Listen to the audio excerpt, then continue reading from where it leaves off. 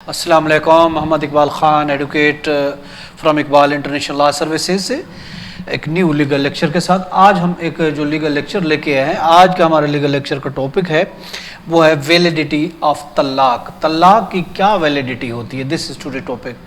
देखिए, तलाक की वैलिडिटी के लिए सबसे इम्पोर्टेंट बात यह है जो वो तलाक रिटर्न की गई है, जो तलाक दी गई है, चाहे वो वर्बल थी या फिर रिटर्न थी, वो सही तरीके से होना चाहिए।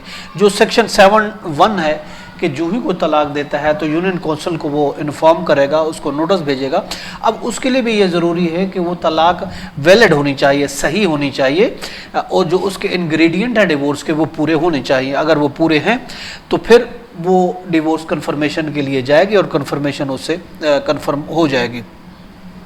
और सबसे पहले अब कन्फर्मेशन के लिए जब डिवोर्स जाती है तो सबसे पहले तो आर्बिट्रेशन काउंसिल ये देखेगी क्या उसकी जो रिक्वायरमेंट है वो डिवोर्स की क्या पूरी हो गई है, और उसके मुताबिक ये डिवोर्स है। अगर वो है तो उस चीज़ को पैसे असरटेन किया जाएगा और उसके बाद जो है उसकी जो रिकन्सिलेशन है प्रोसीडिंग वो स्टार्ट की जाएगी, क्या डिवोर्स ये वैलिड है या नहीं है, ये ज़रूरी है।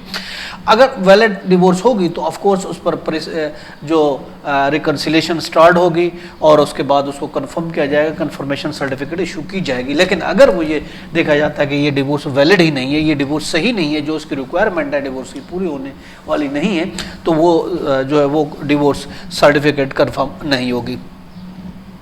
और जब तक कानून के मुताबिक वो डिवोर्स नहीं दी जाती उस वक्त तक अगला स्टेप उसकी कंफर्मेशन नहीं होगी। इसलिए वैलिड डिवोर्स होना ज़रूरी है। उसके लिए रूलिंग भी हम आपको दे रहे हैं।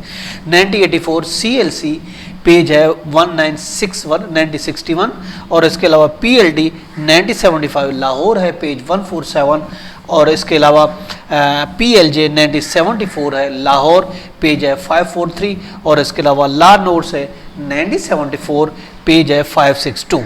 तो इसी तरीके से अगर एक डिवोर्स निकाह जो होती है, खातून निकाह कर लेती है, इद्दत का पीरियड नहीं गुजारती और उसके से पहले ही वो शादी करे, that marriage will be void marriage नहीं होगी बल्कि irregular marriage. This marriage irregular कहलाएगी क्योंकि उसने जो वो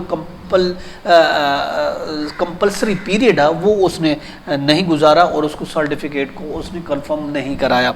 तो इसके लिए रूल है 1983 PSC फेडरल शरीयत कोड है, पेज है 1376 FSC का है। तलाक कंफर्मेशन के लिए ज़रूरी होता है कि वो डिवोर्स वैलिड होनी चाहिए। वैलिड होने के लिए वो आकिल होना चाहिए, बालिग होना चाहिए, इन प्रेजेंस में विटनेस होना चाहिए, और क्लियर अल्फाज में वो लिखी होनी चाहिए। उसका मकसद ये होना चाहिए कि I am going to pronounce the divorce. ये चीज़ें ज़रूरी होनी चाहिए, ये ज़रूरी है।